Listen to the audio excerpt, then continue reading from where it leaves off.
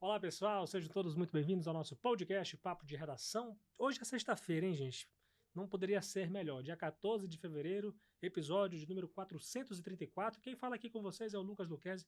Agradeço demais a companhia de vocês em mais um Papo de Redação que traz sempre de segunda a sexta-feira as principais notícias do dia com a ajuda dos nossos colegas repórteres e das nossas colegas repórteres daqui do Grupo Folha. Tem o nosso zap da redação, 999715300, para você enviar sugestões de matérias ou de entrevistas. Aproveito até para agradecer você, a todos os nossos ouvintes, os nossos internautas que estão bombando aí nas denúncias, nas sugestões, reclamações, para a gente poder tentar, de alguma forma, ajudar a população, ajudar as pessoas que prestigiam o nosso trabalho, né, e que também enfrentam situações, problemas do cotidiano aqui em Boa Vista, aqui no estado de Roraima. Então, continue mandando suas sugestões, além da seção de comentários do canal da Folha no YouTube. Aqui embaixo, se você estiver acompanhando a gente por imagens, você pode comentar o que a gente estiver falando aqui. O espaço é todo seu, interaja conosco sempre.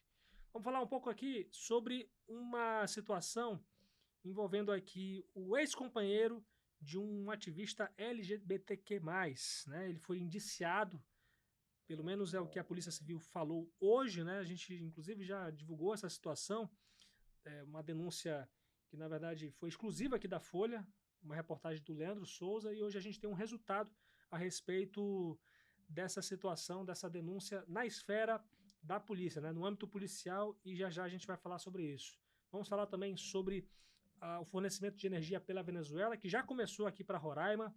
Tem também um perfil sobre o árbitro que vai apitar São Raimundo e Grêmio pela Copa do Brasil. Detalhe, o pai do cara é gremista, né? E já já a gente vai falar a respeito disso. E ainda sobre futebol, os ingressos que já estão esgotados pela meia entrada, né? Já já temos detalhes sobre isso. Vamos falar também sobre a rodada de amanhã do Campeonato Roraimense e a denúncia de uma onda de furtos na região do Bom Intento. Então, você é o nosso convidado a acompanhar o podcast de hoje e não podia ser melhor sem a presença aqui da Marília Mesquita nessa sexta-feira, né, Marília? Seja bem-vinda. Sextou, Lucas Luquezzi, sextou para você que está nos ouvindo e nos acompanhando aqui pelo YouTube da Folha.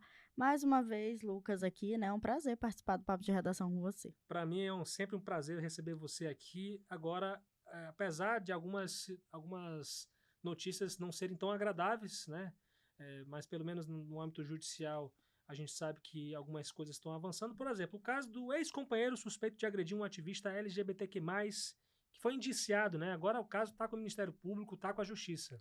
Isso mesmo, Lucas. É um homem de 33 anos que ele é suspeito de agressões físicas e psicológicas contra o ativista Diniz Neto, de 50 anos, e ele foi indiciado pelos crimes de lesão corporal qualificada. O Diniz, ele atua no suporte de famílias LGBTQIAP+, em situação de vulnerabilidade social aqui em Boa Vista, e esse crime ele ocorreu no dia 13 de julho do ano passado, após uma festa em família. Na época, o Diniz, ele fez uma denúncia à Folha de Boa Vista, e hoje eu conversei com ele e ele disse o seguinte, que ele ficou sabendo aí dessa decisão através das redes sociais, e ele disse o seguinte, né? Eu fiquei sabendo pelas redes sociais, tinha certeza que a justiça seria feita, porque eu jamais iria expor a minha vida particular brincando com uma questão tão séria,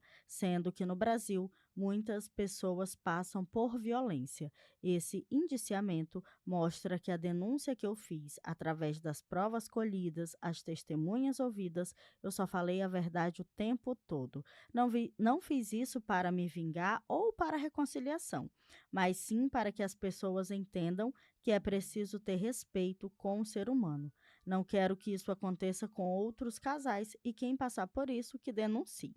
E aí vem as investigações, que quem esteve à frente dessas investigações foi o delegado Ricardo Daniel, e a vítima ela relatou em suas declarações que mantinha um relacionamento homoafetivo com o indiciado no período de dezembro de 2022 até outubro de 2024, quando, de acordo com ele, sofria agressões constantes. E aí o delegado, ele destacou a importância de reconhecer a união entre a vítima e o autor como um vínculo familiar. Essa abordagem foi fundamental para a qualificação dos crimes cometidos, aliando-se aos preceitos atuais da dignidade da pessoa humana e ao fortalecimento da proteção a grupos vulneráveis, disse o delegado. E aí ele detalhou aqui um pouquinho, Lucas, sobre as investigações que, após uma análise minuciosa das declarações e evidências, ficou claro que a vítima enfrentou uma série de agressões que não podem ser toleradas. O indiciamento do autor é um passo importante para garantir a justiça e a proteção das vítimas de violência, completou aí o delegado. Sim. E aí, para concluir, o delegado ele explicou que o procedimento de investigação criminal foi finalizado e encaminhado para apreciação e deliberação do Ministério Público de Roraima e do Poder Judiciário Estadual, visando a responsabilização do indiciado e a proteção da vítima. Então, vale a gente reforçar aqui, né, que quem sofrer violência física, psicológica, sexual, Sim. que procure a polícia aí, a polícia militar através do 190, ou também a Casa da Mulher Brasileira, que fica lá no bairro São Vicente. E aí, Lucas, também tem um outro lado, né? Tem um Claro. lado do acusado. Na época da primeira denúncia, nós também entramos em contato aí com o acusado e ele negou as supostas agressões e afirmou que Diniz o procurava constantemente para tentar reatar o relacionamento após a separação. E aí ele afirmou também que o ativista chegou até a xingar a sua mãe durante uma discussão com palavras de cunho lesbofóbico. E o atacava constantemente com xingamentos e disse ainda que a tentativa de levar a situação para a mídia era uma forma de chamar a atenção. Porém, a Polícia Civil não viu dessa forma, né? Exatamente, Marília. E é importante aqui que os casais eles possam de fato ter coragem, né? No caso, eu digo assim, quando existe uma situação de violência, né? Quando seja mulher, seja homem, né? Porque pode acontecer com qualquer tipo de casal, né? E aconteceu uma situação de violência que não tem solução alguma, que procure as autoridades, né? Então, parabéns até ao Diniz Neto, né, por levar esse caso à frente, porque na maioria das vezes não é isso que a gente vê e a gente inclusive vê pessoas mortas porque não denunciam, né? Isso mesmo, é denunciar e sustentar a denúncia e não voltar atrás, porque acaba atrasando o processo e acaba também com que pessoas que querem denunciar, elas percam um pouquinho dessa vontade, sabe, por medo, enfim. Então, se você sofre aí qualquer tipo de violência física, psicológica, sexual, patrimonial, que acontece muito, procure aí as autoridades, a polícia, vá até a Casa da Mulher Brasileira, que tem equipes aí preparadas para lhe atender. E você sair dessa situação, então não tenha medo, denuncie mesmo. Eu sei que é muito difícil quando a gente Demais. é vítima e está ali nessa posição de vítima, mas tenha fé, vá lá e denuncie, porque crimes como esse não podem ficar impunes e agressores, eles têm que pagar por esses crimes. Com certeza, gente. Muito obrigado, Marília, pela tua participação. E aquele ditado antigo que não faz mais sentido hoje em dia, né? A gente tem que meter a colher realmente em qualquer briga de casal, com certeza. Isso mesmo. Vou indo por aqui, tchau para você que está nos acompanhando e já sabe, né? Sextou, juízo, se comportem, porque, né, se vocês fizerem besteira, com certeza sairão na editoria de polícia aí no final de semana e na segunda-feira. E vamos continuar aqui o nosso podcast agora com a Adriele Lima, porque é a moça da energia aqui de Roraima para dar alguma esperança, né, em relação à segurança energética. Agora, hoje a gente recebeu a informação, no caso você, né, com essa especialista nessa área, digamos assim, aqui na redação, de que a Venezuela agora começou de fato a fornecer energia para o estado de Roraima, né? É uma forma de pagar o calote que eles têm com o Brasil. Seja bem-vinda ao nosso papo de redação de hoje, sexta-feira, graças a Deus, hein, Adriane? Graças a Deus. Oi, Lucas, todo mundo que acompanha o Papo de Redação. Exatamente, a gente recebeu aí essa informação de que na manhã de hoje, por volta das 7h15, a gente começou a receber a energia da Venezuela, né? Essa importação que já vinha sendo analisada, testada, foi testada em janeiro, agora na última semana também passou por um teste de 96 horas, e agora de fato essa importação começou, Sim. né? Apesar de a gente ainda não ter tido um acesso a um decreto presidencial ou algum documento por parte da Agência Nacional de Energia Elétrica aprovando essa importação, o processo ele deve seguir os critérios estabelecidos em uma ata do Comitê de Monitoramento do Setor Elétrico de janeiro, a qual a Folha teve acesso, no qual eu li o documento, né? Ali, o documento ele detalha que a operação ela inicia como importação limitada de até 15 megawatts, que foi o que aconteceu durante os testes em janeiro e agora em fevereiro, de energia, mas inclui também uma reserva de potência operativa girante de 30 megawatts para garantir a estabilidade e a segurança do fornecimento de energia para Roraima, que é o único estado brasileiro fora do Sistema Interligado Nacional. Com a importação, o estado agora ele passa a depender tanto das usinas termoelétricas locais, que a gente sabe que utilizam gás natural, biomassa de acácia, óleo e bagaço de palma e óleo diesel, somando aí a energia da hidrelétrica de Guri lá na Venezuela, algo que a gente já utilizava antes e agora nós estamos voltando. Ainda de acordo com o documento do comitê, a operação comercial da importação está prevista aí para ocorrer desde janeiro até abril desse ano pela Bolt Energy. Antes da liberação, aí foram feitos os testes de 96 horas nos últimos meses. O que dá uma esperança, o que dá uma segurança, digamos assim, que agora, dessa vez, a gente tem outras alternativas, né, para poder sustentar, poder abastecer o fornecimento elétrico. Cara, tu lembra o último apagão que teve aqui? Eu acho que assim, só para a gente ter uma dimensão, porque antigamente, quando a gente só tinha a Venezuela, era uma sequência de apagões, né? Aí depois que vieram as termoelétricas, né, especialmente essas que têm uma energia mais limpa, a gente passou a ter uma segurança maior, né? Claro que não está perfeito, né, o sistema, né? E também nada garante também que o Leão de Tucuruí vai acabar os apagões, né? Pelo menos reduzir, né?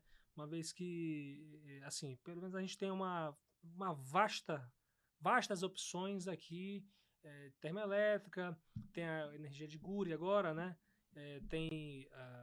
Agora vai ter agora o Leão de Tucuruí. Então, assim, vai ser um conjunto aqui de coisas para poder realmente garantir segurança energética para o Estado agora. Exatamente, Lucas. Pelo que eu entendi, já conversando com alguns amigos aí que são especialistas da área, né, engenheiros, o que dá para entender é que essa importação da Venezuela ela só de 15 megawatts. É pouco, né? Pois a gente olha, nada. é pouco. Só que ela é como se fosse...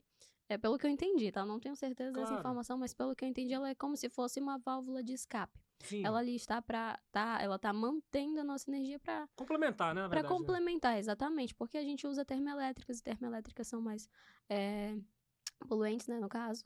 E aí também costumam ser um pouco mais caras em algumas vezes. Então, quando a gente usa a hidrelétrica de Guri, que é uma energia mais limpa, né, a gente meio que tá ali barateando algumas coisas, só que vale a gente entender que a nossa energia, ela, por mais que não seja ligada ao sistema interligado nacional, a nossa energia ela é custeada em algumas partes por esse sistema, né? Então, os brasileiros pagam também uma parte... Todos os brasileiros, exatamente, pagam uma parte da nossa energia.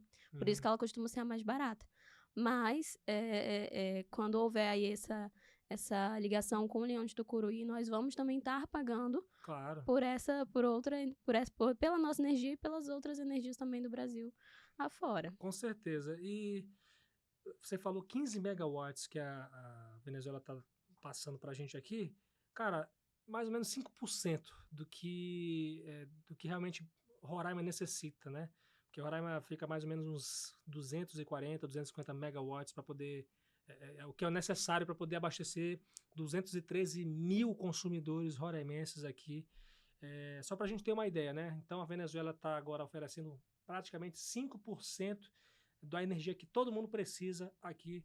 Então, de qualquer forma, é mais uma forma de poder sustentar. Um complemento aí, pra gente não sentir tanto aí os impactos. É verdade. Adriele, muito obrigado pela tua participação. Excelente sexta-feira, sextou, graças a Deus, e até a próxima. Nada, Lucas, até a próxima. Então, gente, vamos falar um pouco sobre esporte, e o meu xará, Lucas Castro, tá aqui. A gente tem acompanhado aqui o máximo de notícias possível sobre São Raimundo e Grêmio, né, Lucas? Seja muito bem-vinda ao nosso podcast Papo de Redação. Boa sexta-feira para ti, desde já. Obrigado, Lucas. Boa tarde aos nossos ouvintes e quem nos acompanha também pelo YouTube. E é isso mesmo, vamos falar sobre o futebol local e além desse caso do Grêmio, né, que saiu do juiz, que supostamente tem o pai gremista. Então, esses são os assuntos que vamos tratar aqui hoje. Pois é, vamos falar dessa polêmica aí, que na verdade esse árbitro, ele já não é de hoje essa polêmica, né? Isso. Esse árbitro chamado Gustavo Bauerman, que eu queria que você falasse um pouco do perfil desse cara, a gente pesquisando aqui, né, uma matéria inclusive do Vitor Miguel, que é o nosso repórter também de esporte aqui da redação, ele descobriu que tem matérias na internet que mostram aí o Gustavo Bauerman, inclusive, admitindo que o pai dele é gremista, né? Exatamente. Para o jornal de Beltrão, que é um jornal do Paraná, o árbitro deu entrevista dizendo que na infância ele morava no Rio Grande do Sul e frequentava os estádios. Sim. E nessa entrevista ele admitiu que o seu pai é torcedor do Grêmio, o que gerou algum desconforto, né, sobre a questão dele apitar jogos do Grêmio. Então a CBF divulgou ontem, né, a escalação dele para o jogo da semana que vem, quarta-feira, contra o São Raimundo. Então gerou algum rebuliço na rede social sobre isso e o Vitor muito bem pesquisou e botou a matéria, né, dizendo que o pai dele é gremista. Então vamos ver, né? Eu até num grupo com os amigos a gente estava brincando, falando se até onde vai essa... A imparcialidade, né? Isso. O que isso não interferia realmente na conduta do árbitro no jogo. Isso, porque o que a gente falou foi que se o árbitro tá lá é porque ele deve gostar do esporte. Então, Claro. Assim como eu e você, a gente tem o nosso time. Então, acredito que ele também deva ter o time dele. Porém, ele tem que ter essa conduta, né, de ser imparcial. Se ele tá ali no jogo, então ele tem que ter essa imparcialidade. Mas o que gerou surpresa foi a CBF o escalá-lo. Porque ano passado a gente teve um confronto entre o Grêmio e o São Paulo.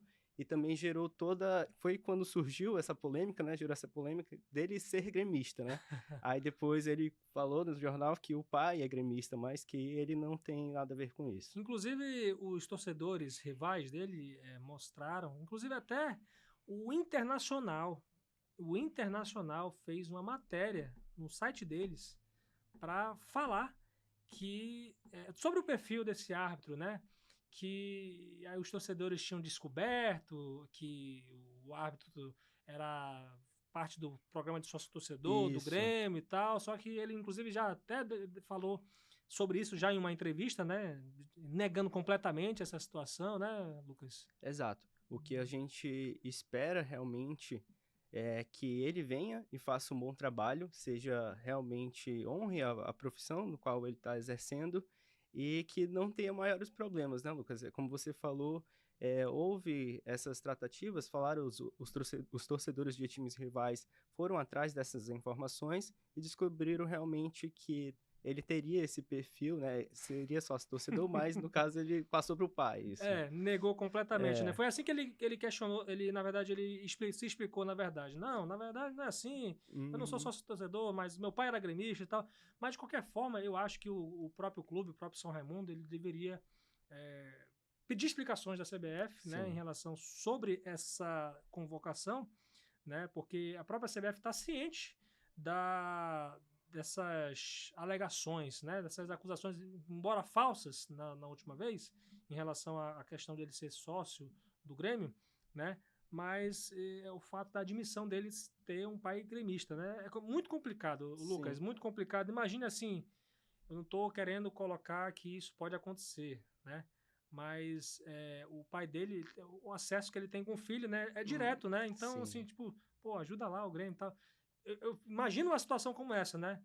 Então, para evitar que esse tipo de coisa aconteça, é melhor nem escalar esse tipo de árbitro para... Se porventura, não sei nem como é que é a escalação, não sei se é um sorteio, a gente precisa até saber melhor como é que funciona esse procedimento, porque se for sorteio, e aí o cara acho que tem que passar com um filtro mais rigoroso ainda. Sim. E aí, pô, se o cara tem esse histórico, então bora sortear de novo, né? Eu acho que seria a conduta mais adequada por parte da CBF, da comissão de arbitragem da CBF. Você não acha? Isso, e o detalhe também é que ele é um árbitro do Sul, né? Ainda Catarinense. tem esse detalhe. O trio é catarinense Isso. pra onde queriam levar, inclusive, o jogo, né? Isso, tem esse Muito detalhe. curioso isso. Seria a mesma coisa do que escalar um árbitro daqui do Amazonas, então, para apitar o nosso jogo, porque gera essa dúvida, né, querendo ou não, na cabeça do torcedor, se o árbitro realmente vai ser parcial ali, né?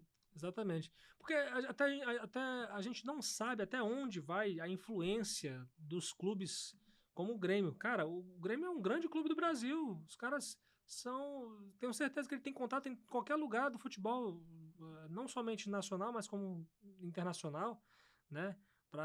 Assim, a gente é uma coisa que a gente não tem acesso, né? A gente não sabe. Mas, trocando agora o assunto, né? Mas ainda falando sobre São Raimundo e Grêmio, os ingressos da meia entrada já estão esgotados, né? O pessoal reclamou, mandou mensagem aqui para cá, poxa, eu não consegui nem adquirir a meia entrada, né? Eu tenho algumas suposições que possam ajudar a esclarecer isso, mas queria que você falasse. Isso. O clube, o São Raimundo, colocou uma nota nas suas redes sociais dizendo que foram destinados 40% de acordo com a lei, né, de meia entrada, e foram esgotadas. Eu acredito que os ingressos foram colocados essa semana ainda e muito rápido foram esgotados. Então, a gente tentou entrar em contato com o clube, até agora não recebemos o retorno, justamente perguntando se seriam colocados mais ingressos à venda. A gente sabe que o Canarinho tem uma capacidade de menos de 5 mil lugares, né, Lucas? 4.556 torcedores. Isso, exatamente. Então, tem que também ter essa ordem, não pode ser vendido ingressos a mais. Então, a gente tentou entrar em contato com o clube, até o momento não recebemos essa informação, mas o que se sabe é que os ingressos meia entrada já foram esgotados e agora só estamos com o ingresso inteiro, né, que está no valor de R$120.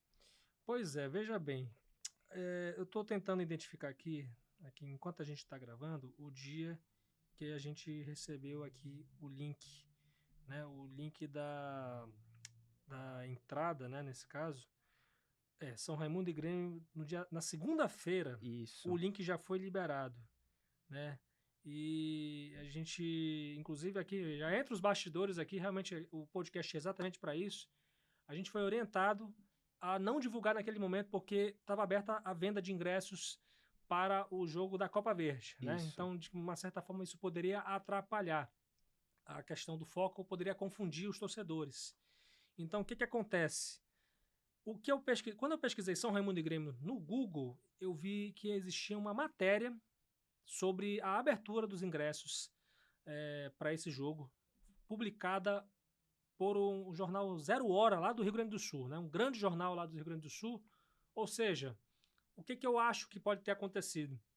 Eles divulgaram essa informação 3 dias antes que a gente, né? Então, assim, vários gremistas inclusive, já conseguiram adquirir as entradas, né? Então, uma das suposições, uma das hipóteses que eu levanto aqui foi exatamente isso, essa divulgação antecipada, antecipada lá pelo Rio Grande do Sul, né? Enquanto que a gente, para evitar também até confundir as pessoas daqui de Roraima, a gente não divulgou naquele momento, né? Mas o pessoal do Rio Grande do Sul divulgou, e aí eu acho que foi isso que acabou esgotando rapidamente a questão de meias entradas, enfim, até porque o pessoal, se tem meia entrada, vamos adquirir as meias entradas. Isso. Porque a gente divulgou, foi na terça-feira. Quarta-feira, à noite de quarta-feira, depois do jogo. Depois do jogo, exatamente. E rapidamente, no dia seguinte, já estava esgotado. Eu acho que até na mesma noite, olha, Lucas, sinceramente. Isso, então, isso gerou muita dúvida. O pessoal nas nossas redes sociais comentou, o pessoal nas redes sociais do clube comentou.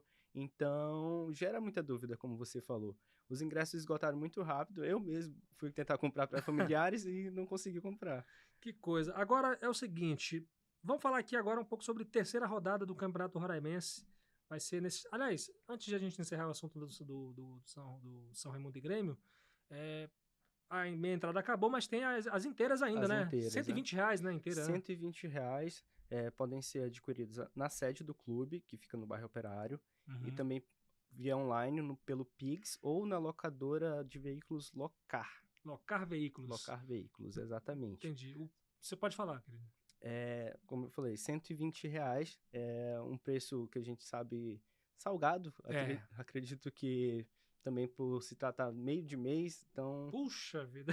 é um pouco complicado. Mas complicado. vale a pena o espetáculo. Como a gente falou ontem, é um jogo que o São Raimundo fez questão de ser aqui no nosso estado. Então vale a pena que o pessoal que possa ir, tem condições, vá no estádio, leve seus filhos, que vai ser um evento muito legal para se assistir também. Com certeza, gente. Olha só, pigz.com.br é o site da plataforma Pigs, tem um aplicativo também. E se você tiver dúvidas, vai lá no nosso portal folhabv.com.br. Fica até mais fácil para o pessoal achar alguma informação sobre o jogo. Agora, mudando aqui de assunto aqui rapidamente, terceira rodada do Campeonato Roraimense vai ser amanhã. Queria que você falasse quais são os jogos de amanhã e, enfim, o que você tem a falar sobre isso. Amanhã aconteceram aquela rodada dupla de sempre, né? Só não tivemos nessa terça-feira por conta do São Raimundo jogar Copa Verde, mas amanhã nós teremos o confronto entre Baré e Rio Negro, que acontece logo às 16 horas, e no horário seguinte, às 18 horas, nós teremos o Progresso contra o Gás, o atual campeão, que estreou com vitória diante do próprio Baré. Então, o primeiro confronto da rodada entre Baré e Rio Negro, times que perderam os seus primeiros jogos. O Baré perdeu justamente para o Gás, enquanto o Rio Negro perdeu para o Monte Roraima. Sim. Por 1-0, teve um jogador expulso, mas os dois times que perderam surpreenderam. Eu acredito que eles jogaram bem, a gente pôde acompanhar os jogos deles, e o Baré jogou bem contra o Gás, e o Rio Negro também surpreendeu com jovens jogadores, jovens talentos. Sim. E então é uma expectativa de um bom confronto. Já no segundo jogo, o Progresso não estreou ainda, então a gente vai acompanhar o Progresso que estava treinando em Cajaí, vai fazer a sua estreia, e o quanto o Gás venceu, mas deixou aquela dúvida, né? A gente esperava um pouco mais do Gás. Não jogou muito bem na maior parte do jogo, né? Isso. O Baré realmente foi o cara da bola, né? Isso, o Baré dominou, o Gás fez um gol logo muito cedo contra o Baré, o que também... Dormiu um pouco depois disso. Isso, né? O Baré teve que correr atrás, mas o Gás sentou no resultado. E fez o gol no final do jogo, já nos acréscimos do segundo tempo. Então a gente espera um pouco mais do Gás e vamos ver como o Progresso vai chegar para essa temporada.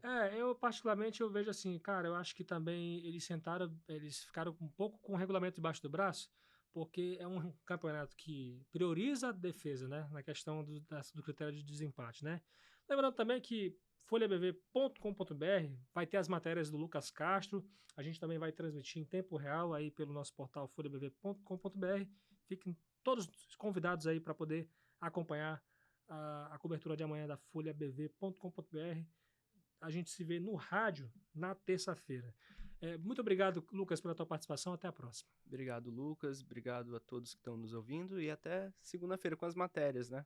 E é isso, minha gente. Qualquer coisa, folhabv.com.br tem essas e outras notícias para você. Agradeço demais a participação, interação e audiência de vocês. Eu, Lucas Luquezzi, convido você a seguir as nossas redes sociais. A Folha BV está no Instagram, no Facebook, no X, no YouTube. Rádio Folha BV no Instagram, Folha FM 100.3 no Facebook e no YouTube. E eu tô lá no Instagram como Lucas Luquezzi. Um bom final de semana para vocês. Deus abençoe e proteja-os. E até amanhã, ou melhor, até segunda-feira, se Deus quiser.